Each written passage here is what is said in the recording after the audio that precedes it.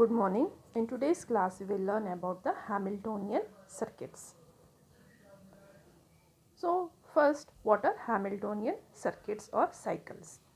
Let G is equal to VE be a connected graph with n vertices. A Hamiltonian cycle suggested by William Hamilton is a round trip path along n edges of G that visits every vertex once and returns to its starting position.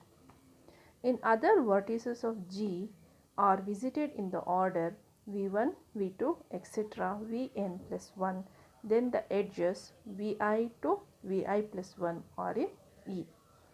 1 less than I less than n and Vi are the distinct except for V1 and Vn plus 1, which are equal.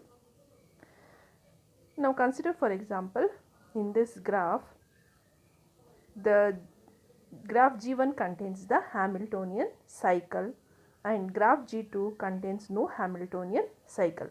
Now we can see here 1 to 2, 2 to 8, 8 to 7, 7 to 6, 6 to 5, 5 to 4, 4 to 3 and 3 to 1. This forms a Hamiltonian cycle.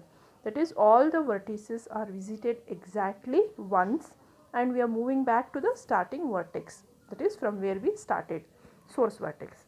This is a Hamiltonian path. Whereas in the second graph we do not have a Hamiltonian circuit. Suppose if we start from vertex 1, 1 to 5, 5 to 2, 2 to 4, 4 to 3, 3 to 2. Again we are visiting vertex 2 twice. So this graph does not contain any Hamiltonian circuit.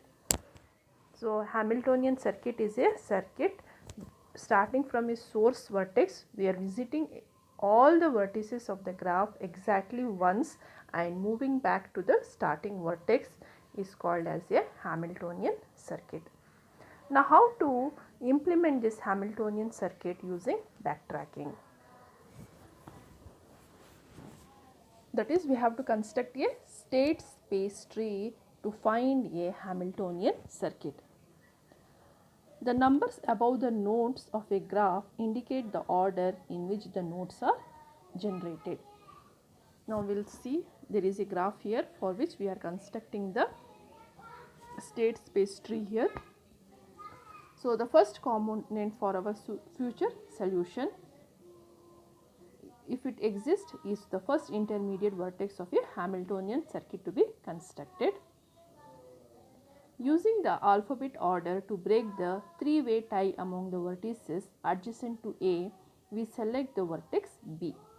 So we are starting from the vertex A as the source vertex. Then from A there are two paths, A to B. So we are breaking the tie by selecting the alphabetical order here. Then from B,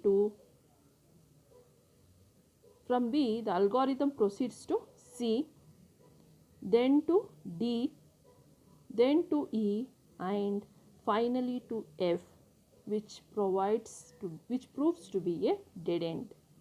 So the algorithm backtracks from F to E, then to D, and then to C, which provides the first alternative for the algorithm to pursue. Going from C to E eventually proves useless and the algorithm has to backtrack from E to C and then to B.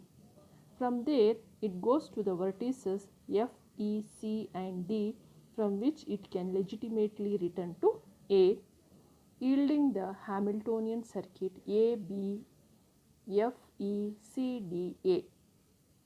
If we want to find another Hamiltonian circuit, we could continue this process by backtracking from the leaf of the solution found.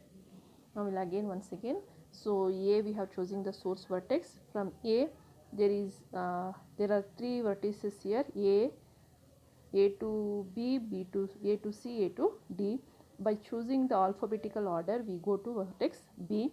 From vertex B there are two choices, C and F, as you can see in the graph. Then from C, there are two choices, D and E.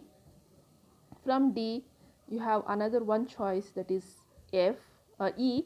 From E, there is one more choice, F. So F leads to a back end, a dead end. So we move back to the vertex C. From C, we have another vertex, that is E, unvisited vertex E. From E to D, again it leads to a dead end. From E, we backtrack to E, and from E to F, which again leads to a dead end. So we backtrack to the initial vertex B. From B, we have another choice, that is F. F to E, E to C, C to D, D to A, which will generate a Hamiltonian circuit. Hence, this is the solution to our problem.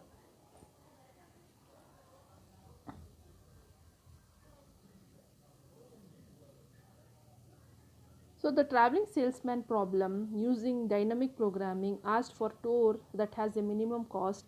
This tour is also a Hamiltonian cycle. For the simple case of a graph, all of whose edge costs are identical, Hamiltonian will find a minimum cost tour if a tour exists.